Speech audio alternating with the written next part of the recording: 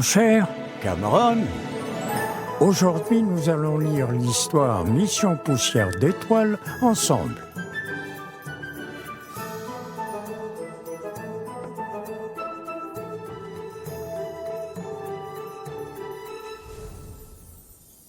Cameron était un petit garçon qui adorait la période de Noël.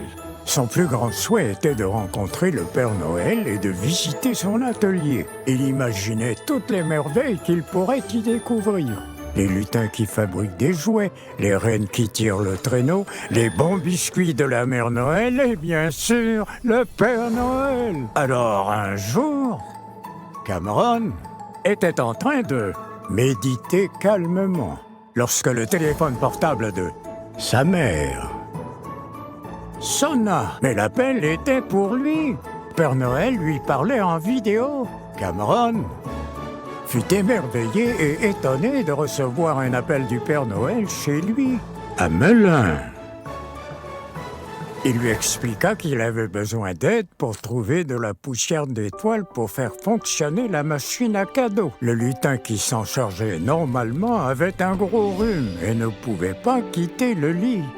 Cameron, ravi, accepta immédiatement l'invitation. Un lutin vint alors la chercher à l'aide d'une porte magique menant tout droit au pôle Nord. Cameron fut accueilli par une centaine de lutins. Après une merveilleuse visite de l'atelier de jouets du village, un grand festin attendait Cameron avec toutes les choses qu'il adorait, comme des sandwichs au fromage grillé et de la pizza. Le Père Noël lui dit alors qu'il devait prendre des forces pour affronter l'aventure qui l'attendait. Après ce délicieux repas, un lutin lui tendit une carte lui indiquant comment se rendre au sommet de la plus haute des montagnes glacées afin de récupérer cette fameuse poussière d'étoiles. Tremblant de peur, Cameron prit son courage à deux mains et entreprit sa marche en tirant un petit traîneau rempli de bocaux vides. Le lutin lui avait donné une potion magique de sa couleur préférée, bleu, qui le protégeait du froid.